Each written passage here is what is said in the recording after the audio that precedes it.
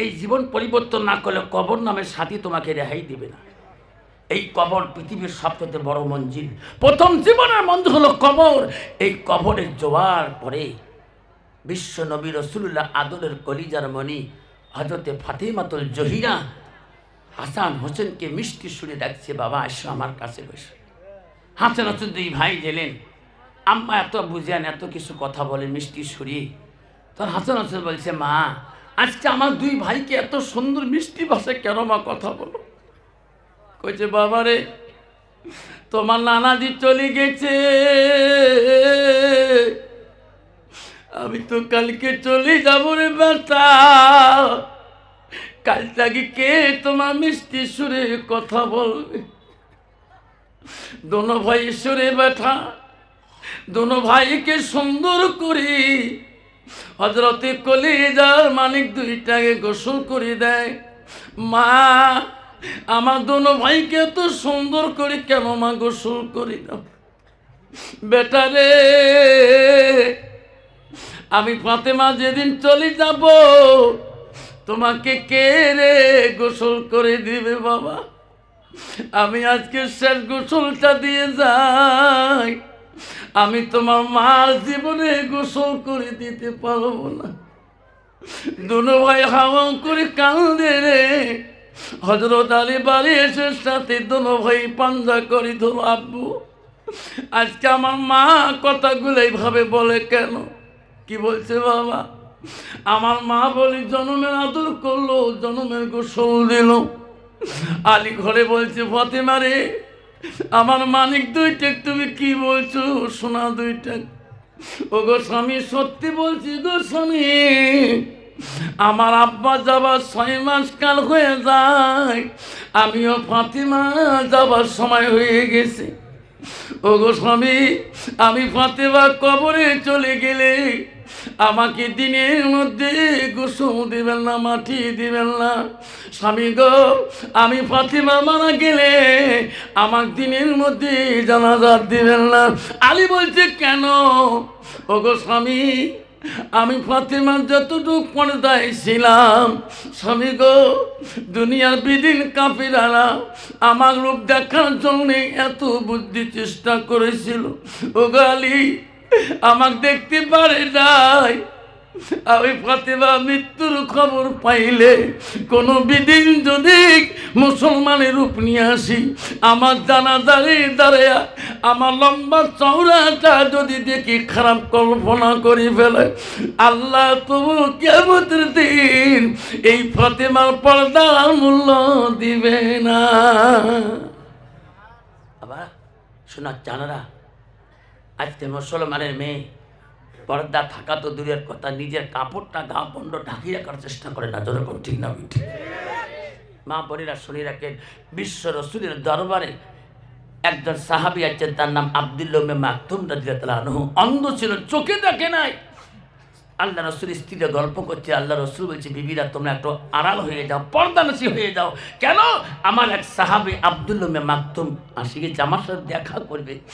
এক স্ত্রী বলছে, রসুল গো আব্দুল্লাহ ইবনে মাকতুম তো অন্ধ, চোখে দেখে না, উনি আমাকে দেখতে পারবে না, আমরা তোমার কাছে আড়াল হয়ে থাকবো, উনি তো দেখতে পারবে না, উনি কেমন করে চিনবে আমি তোমার স্ত্রীরা দাঁড়িয়ে আছি?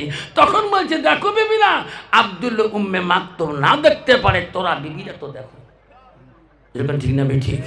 আর বর্তমান যুগের নারীরা তোরা তো দেখো, এটা বাড়ি হলো সেই দলেশ্বরে বাড়ি, ফেরিয়ালা চুরিয়ালা। যেরকম ঠিক না ঠিক? চিনে নাই, জানা নাই, এমনভাবে হাত আগে যায় চুরি কেনার জন্য। বাপ এই হাতটা তোমার টাকা নাই রে বাপ, কত মেয়ে আছে রে বাপ, যেই চুরিয়ালা আসে কয় চুরি, ইস পালে চুরিয়ালা গিলি খাবার চাই। যেরকম ঠিক না ঠিক? শ্বশুর বাবা কয়, যাবো তো বউ, তোমার বিয়ে হবার মা 10 দিনে হলে তোমার কোন একটা চুরির দোকানের কাছে গেছে, এলে করি বউ বিয়ে হবার 4-5 বছর 10 বছর হয়, এমার বা হায়ার শরম, তোমারও হায়ার শরম নাই? এইরকম ভাষা কর না তো। চুরিয়ালা জানেন কোন বংশের মাংসটা? আমার বাপ মার বংশ ধুবড়ি ডিস্ট্রিক্ট, গোয়ালপাড় ডিস্ট্রিক্ট, অর্ধেক। কই চুরিয়ালার বাড়ি তো সেই ঘুঘুডুবা। কই জানেন না মোর নানা আছে না? হ্যাঁ, মোর নানার মৃত্যু দোস্ত শালা হয়নি। 180 কিলোমিটার সম্পর্ক। দোকানি কয় ভাবিলে কোন সময়টা জিত করি থাকে, এটা মেয়েদের চালাকি। যদি এই চালাকি না করং তার বেশি কিনি তোর হবার নয়। কয় ভাবি তোমার নিবেন কি? কয় চুড়ি নিম ভাইরি, বিয়ে হবার দিন সব জিনিস দিয়েছে, চুড়ি দেয় নাই। তা ভাবি দেখো আমার দোকানের চুড়ি দেখলো 60 টাকা, নিল 60 টাকা, হাতত দিল 60 টাকা।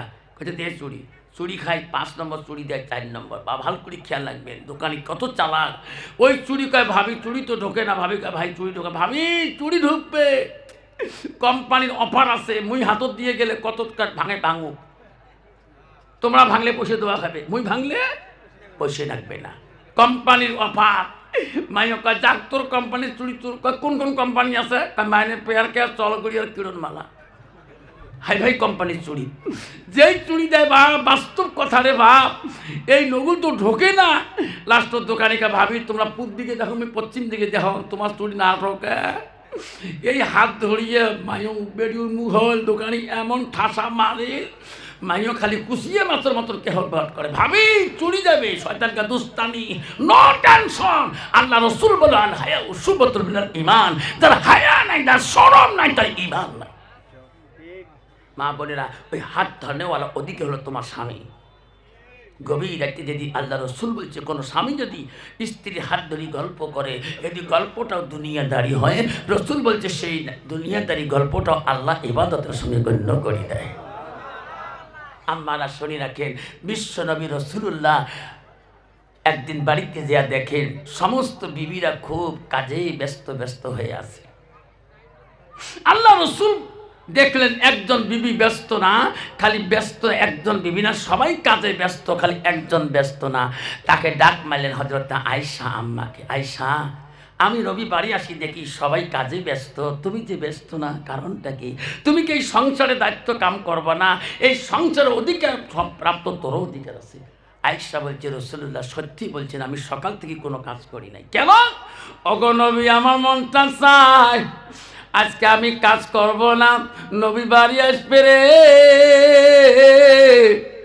আমি নবীর কাছে কাজ খুঁজি নিয়ে করব, আমি ইচ্ছা করি কোনো কাম করব না। নবী বলছে আয়েশা রে তুমি কি কাজ খুঁজি নিয়ে করবা? ওগো নবী আমার মনটা চায় আজকে আমার হাত দুইটা দিয়ে আমি তোমাকে গোসল করে দিতে চাই। যেরকম সুবহানাল্লাহ। নবী বলছে আয়েশা আমাকে তুই গোসল করে দিবা, তোর কি শান্তি হবে? ওগো রাসূল আপনি পারমিশন দিলে আমি বড় খুশি হয়ে যাব। নবী গো আপনার বিনা পারমিশনে আমি তো গোসল তোমার করে দিতে পারি না। নবী বলছে আয়েশা রে তুমি আমাকে গোসল দিলে শান্তি পাবা। ওগো নবী আমি বড় শান্তি পাবো। নবী বাধা করলেন না, আয়েশা যাও যাও আমি তোকে গোসলের দায়িত্ব দিয়ে দিলাম। আয়েশা মা সিদ্দিকা আম্মা জান এত খুশি হয়ে গেল, আল্লাহর কাছে বলে আল্লাহ আমি আয়েশা এত ভাগ্যবতী নারী, আল্লাহ আজকে আমি রাসূলুল্লাহর গোসলের দায়িত্ব পেয়েছি। আয়েশা আনন্দিত হয়ে 2 মস্ক পানি নিলেন, চকিটার সামনে জল চকিটা নিলেন, নবীজিকে সুন্দর করে বসতে দিলেন। আয়েশা মনে বড় খুশি, আল্লাহ আমি আয়েশা বড় ভাগ্যবতী নারী, আজকে আমি নিজ হাত দিয়ে রাসূলুল্লাহর গোসল দিয়ে দেব। আয়েশা এত আনন্দতে ভরা হয়ে গেল। আয়েশা নবীজিকে বসাইলেন, আয়েশা নবীজির গায়ে পানি দিবে না, আয়েশা নবীর দিকে তাকাইল, নবীর গায়ে কাপড় সারে দিল, গার মধ্যে পানি দেয় না। নবী বলে আয়েশা পানি দাও, দেয় না কেন? আয়েশা পানি দিবে না? আয়েশা বলছে রাসূলুল্লাহ আমি তোমাকে একটা প্রশ্ন করতে চাই, তোমাকে গোসল দিয়ে আনছি, আমি তোমাকে গোসল করে দেবো। ওগো নবী আমাকে তোমার 7 থেকে 9 বছর বয়সে আমার আম্মা তোমার সাথে বিবাহ বন্ধন দিয়েছে। ওগো স্বামী, ওগো রাসূলুল্লাহ আমি তোমাদের কথা কোনোদিন অমান্য করি নাই, আজকে একটা আমার জীবনের প্রশ্ন, আপনি ভাববেন না, আপনি কষ্ট মনে করবেন না গো নবী, আমি তোমার গোসলের পানি দিয়ে গোসল সুন্দর করে দেব। ওগো নবী আমার প্রশ্নটা হইল কষ্ট পাবেন না। রাসূল বলছে আয়েশা তোর জীবনে যত প্রশ্ন করেছো আমি রাসূলুল্লাহ সব প্রশ্নের উত্তর দিয়েছি, আজকের প্রশ্নটা কি আছে? কইছে নবী গো তোমার ছোটবেলায়, তোমার বাল্যকালে, তোমার শিশু মৃত্যুকালে তোমার কোনো রোগ, কোনো বসন্ত, কোনো কলেরা হয়েছে নাকি নবী? তোমার শরীরে গোসলের পানি তো আগে দেখি তোমার গায়ে এত কালো কালো দাগের বর্ণ কেন দেখেছে? নবী উত্তর দেয় না রে। নবী কান্দে রে। আয়েশার কথার জবাব নবীজি দেয় না। নবীর চোখের পানি দিয়ে বুক ভিজে যায়। আয়েশা বলে, গো নবী আপনি এত কান্দেন কেন? আমি তোমাকে তো খারাপ প্রশ্ন করি নাই। ওগো নবী কান্দেন কেন? জবাব দাও।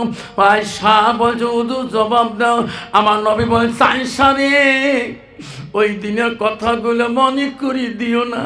আয়েশা আমি নবী কষ্ট পাই, সেই দিনের কথাগুলো জাগাইয়া দিলে আমি নবী বড় ব্যথা পাই। বলছে, ওগো নবী কোন দিনের কথা? আয়েশা রে আমার জীবনে ছোটবেলায় বাল্যকালে কোনো রোগ ব্যাধি, কোনো বসন্ত কলেরা হয় নাই। আয়েশা ইসলামের জন্য, ইসলামের খাতিরে আমি যেদিন তাইবের জমিনে চলে যাই, তাইববাসীরা আমাকে চিনতে পারে না রে আয়েশা। তাইবের মানুষ আমাকে পাগল বলে করেছে রে আয়েশা। তাইবের যুবকরা আমাকে পাথর মারে মারি আয়েশা রে। আমার সর্বঙ্গটা কালো করে দিয়েছে আয়েশা। সেই দিনের কথা যদি মনে করে দাও আমি রাসূলুল্লাহ সহ্য করতে পারি না আয়েশা রে। তাইবের জমিনে পাথরের বাড়িতে আমার শরীরের কাপড়গুলা রক্ত রঙিন হয়ে গেছে রে আয়েশা। আয়েশা আমি উঠতে পারি নাই, দাঁড়াইতে পারি নাই। আমার শরীরে রক্ত দিয়ে আমার জুতা পর্যন্ত খলখল শব্দ পর্যন্ত হয়েছে। আয়েশা রে সেই দিনের কথাগুলো তুমি মনে করি দিস না। মায়েশা কান্দে বলছে, নবী গো আপনার জন্য কি আল্লাহ সাহায্য আগায় নাই? আয়েশা রে জিবরাইল নিজে আসছিল, আমাকে আসি সালাম দিয়ে বলছি, ইয়া রাসূলুল্লাহ হাবিবুল্লাহ আমি জিবরাইল ফেরেশতা দল নিয়েছি। ওগো নবী তাইবের জমিনের কাহিনী আল্লাহ সহ্য করতে পারে না গো নবী, আপনার জবান দিয়ে বলেন। আমি জিবরাইল তোমার জবানে যা শুনবো আমি তাই করে দিয়ে যাব। তাইবের জমিন যদি উলট পুলট করা লাগে রে মুহাম্মদ, আমি জিবরাইল তাইবের জমিন উলট পুলট করে দিয়ে যাব। ওরে আবার আয়েশা সেদিন আমি জিবরাইলকে বলছি, জিবরাইল রে তুমি ফিরে যা, আমি তাইবের মানুষকে অভিশাপ দিতে চাই না। আই জিবরাইল আমি নবী চলে যাব, আমি নবী দুনিয়ার থেকে বিদায় নিয়ে চলে যাব। একদিন তাইবের মানুষ, তাইবের বংশ থেকে আমাকে নবী করে মানিয়ে নেবে। যেরকম সুবহানাল্লাহ। এখনো তাইবের মানুষ, আমার একটা বোন ভাইসা হজে গেছিল, এক তাইববাসীর সাথে দেখা হয়েছিল। তাইবের মানুষ এখনো খবর নিয়ে দেখেন, তাইবের মানুষের চোখের পানি এখনো ঝরঝর করে পড়ে। তাইবের ঘটনা তাইববাসীরা যখন শুনে, তাইববাসীরা এখনো বুক করে কান্দে। আল্লাহ রসুল বাড়িতে গিয়ে দেখেন হযরতে খাদিজাতুল কুবরা মন মলিন হয়ে বসিয়েছে। নবী বলছে, খাদিজা তুমি মন মলিন করলে আমি রাসূলুল্লাহ বড় কষ্ট পাই।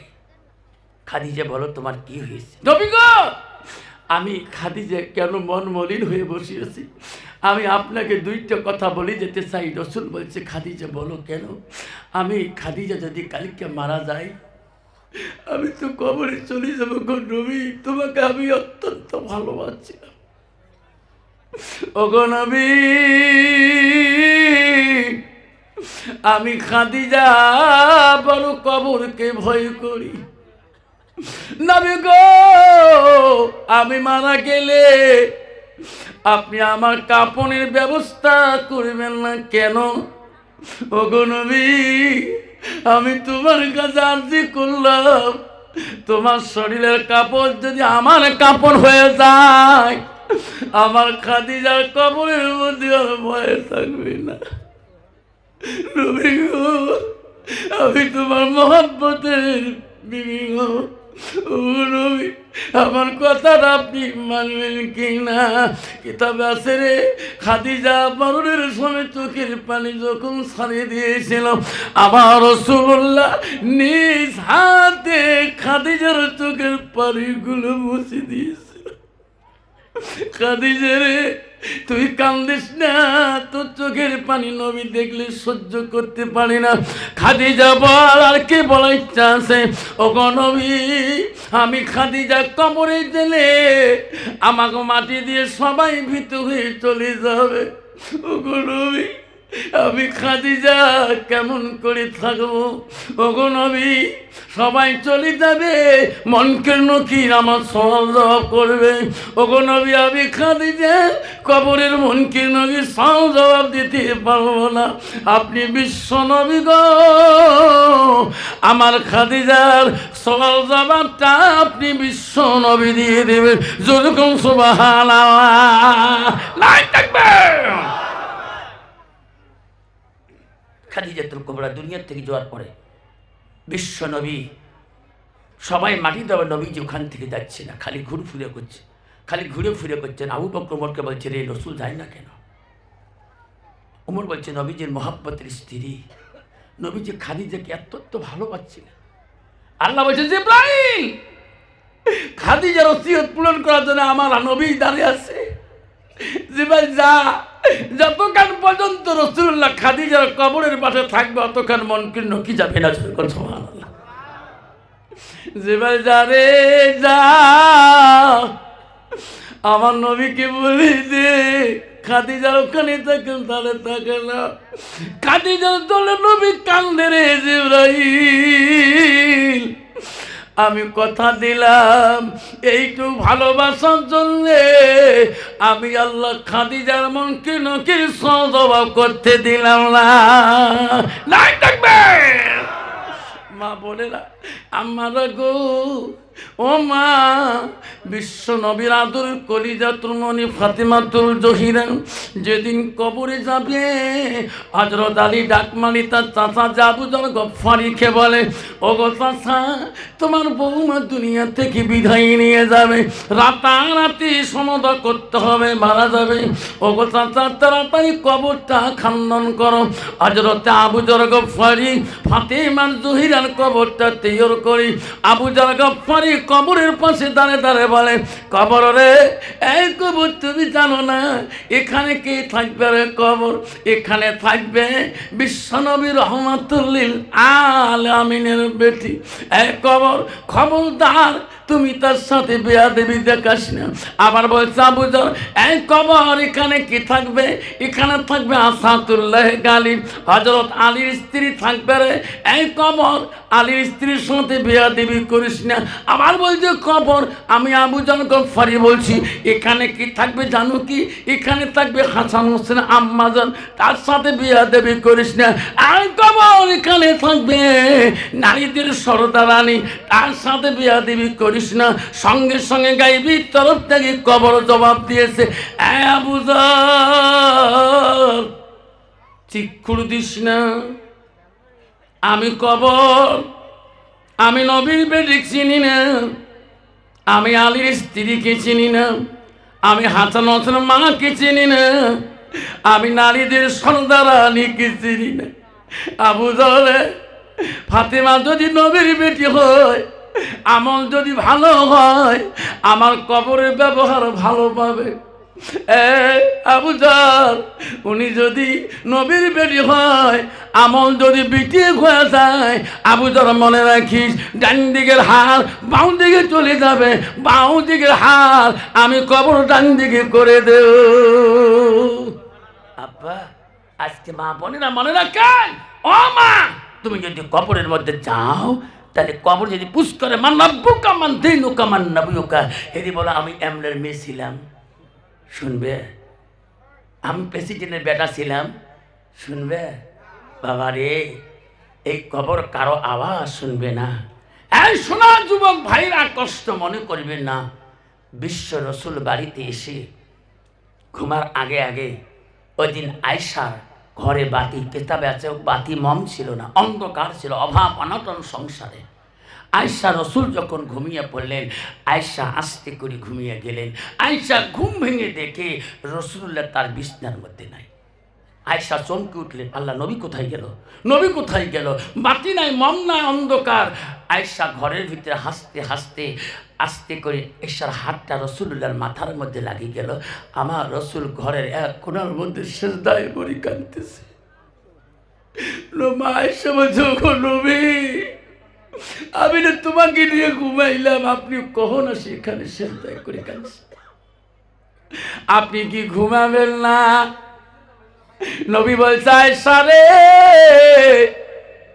আমি নবী যদি বেশি ঘুমাই, আমার উম্মতরা বেশি ঘুমাইবে। মুসলমান, তুমি যদি নবীর উম্মত হও রে মুসলমান, শুনে রাখো বাবা, আল্লাহ রাসূল বলল, লাইফ মেনুনা আদুকুম হাত্তা কুনা হাব্বাইলাইহি মিন ওয়ালিদিহি ওয়ালাদিহি ওয়ান নাস আজমাইন। আমার নবী বলে, ওই মানুষ ততক্ষণ পর্যন্ত পূর্ণাঙ্গ মুমিন হইতে পারে না, মুসলমান হইতে পারে না, আব্বারে মুমিন হইতে পারে না, এতক্ষণ পর্যন্ত নিজের ছেলে সন্তান পিতামাতা অন্য মানুষের কি নবীর ভালোবাসা উম্মতের ভিতরে থাকবে না। আব্বা, আমি মুসলমান হইলে নবীর সুন্নতের ভালোবাসা রাখতে হবে। দাঁড়িয়ে রাখাটা তাইনি সুন্নত। এরকম সুবহানাল্লাহ। 3 তরিকায় লিম্মা জিম্মার অপরা, 3 তরিকায়, 1 তরিকায় চুল রাখাটা দাইনি সুন্নত। এরকম সুবহানাল্লাহ। 3 নম্বর মাথায় টুপি রাখাটা দাইনি সুন্নত। আব্বা, নামাজের আগে মেসওয়াক করাটা দাইনি সুন্নত। মুসলমান রে, জানো না নবীজির কাছে 10টা দাইনি সুন্নত আছে গো। মাথার থেকে নাভির উপর পর্যন্ত 5টা, আর নাভির নিচ পর্যন্ত 5টা। 1 নম্বরের নিচের মধ্যে বলি দেয়, উপরে বলি দেয়, কাকের তালির চুল কাঁটাটা রসুল দাইনি সুন্নত বলছেন। অপ্রয়োজনীয় রোম কাঁটাটা রসুল দাইনি সুন্নত বলছেন। এখনো মুসলমানের ঘরে বহু যুবক আছে রে বাবা, বহু ছেলে আছে, 70-60 বছর মানুষ আছে, কাকের তালির চুল এখনো কাটে না, আছে না? রসুল বলছে 40 দিন তক খতম করনাভি জরুরত হয়। এই 40 দিন পরে পার হয়ে যায়, তার নামাজ কালাম ইবাদত তেলাওয়াত আল্লাহ কবুল করে না। আর মুসলমানের কাকের তালির চুল চাকদোখানে বসিয়ে টানি নাকর সঙ্গে, যেরকম ঠিক না ভি ঠিক, মোসরের কানির ভিতরে ঢুকিয়ে ক্রিস ক্রিস করি কামলায়, যেরকম ঠিক না ভি ঠিক। কত মুসলমানের মেয়ে আছে বাবা, এই এত বড় এত নখ আহে, স্বামীকে কিনলে নখ কেন, তাইলে আমি লিপস্টিক লাগাই, এমন আছে না?